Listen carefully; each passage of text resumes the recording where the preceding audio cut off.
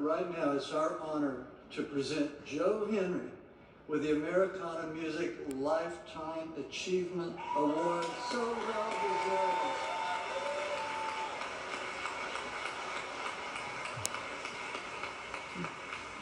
Thank you.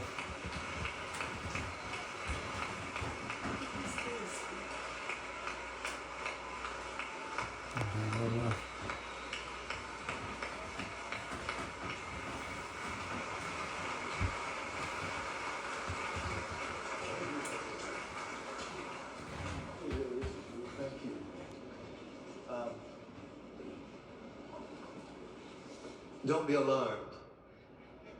This won't take but a minute.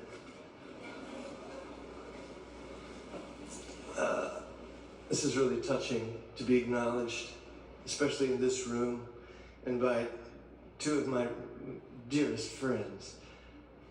I'll be honest and confess to you that when word first reached me that I was going to be honored this way, my immediate and involuntary response was, oh no, they think I'm going to die. Yes, and oh how we laughed. My working life has looked nothing like I thought it would. And of course, how could it? Traveler, there is no road, said Machado. Everyone walks like Jesus on the sea. In my earliest part of this journey, I found myself late one night driving in Italy with our old and dear departed friend, Bob Newworth. And Bob said to me in the dark of the car, Joseph, you know what your problem is? And this was early enough in my working life, I didn't know that I had a problem. Bob said, you don't have an act. You need an act. Everybody that you admire, Leonard, Bob, Tom, Frank, they all had a seductive persona that walked out before them, a stalking horse. And you don't have one. And I've always thought that the song is the act. The song is the character. I've really just wanted to feed myself into the process like wood into a fire until I might wholly disappear, and then only the song would remain. That's really been my goal. I've learned only recently how to articulate it for myself, and that I find that I've cared very little of writing about experience. I write as an experience. It's not so much something I do, it's something that's happening to me. Same with my life as a performer. I try to imagine circumstances where I might have experiences in front of witnesses. I'm having one right now. And as a producer, my job is never to pass out instruction. My job is to bear witness, and when I bring my full intention to the table, things magnetize and coalesce around it. Not around me, I don't mean, around it.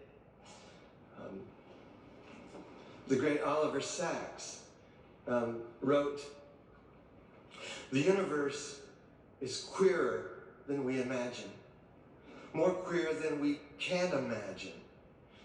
And you know, that news about our glorious diversity ought to liberate every one of us rather than divide us. And I believe that it can.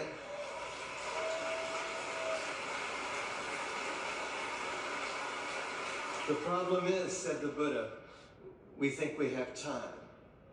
And my life has taught me that there is only this time. The threads of our joy and sorrow are as entangled as the braid of my true love's hair. And thus it shall ever be. And that's the song I really mean to sing. a song of complete surrender. And I don't mean surrender in terms of resignation, I mean surrender in terms of radical acceptance. I think that's what we're called to do, who we're called to be. I thank Jed Milley and the Americana Music Association, Michelle Aquilata in particular. I thank my longtime friend and manager, David Whitehead, and every musician that has helped articulate what my dreams could not conjure alone. I thank Robert Johnson and Louis Armstrong for showing me that there are two sides to the telescope.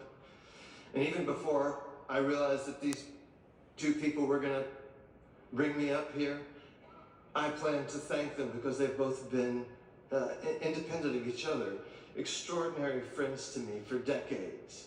Counselors, listeners, friends. I can't express how fundamental it is that I've worked with people who cared about me, who cared about the music more than they cared about themselves. That's absolutely true. I thank my parents who didn't understand how I was going to do what I said I was going to do, but they never stopped loving and supporting me. I thank my brother Dave, who educated me. I thank my daughter Lulu for enduring all manner of racket and laughter issuing from the basement of the Garfield house when there was homework to be done. I thank my son Levon, who will prove to be my most consequential collaborator in this lifetime.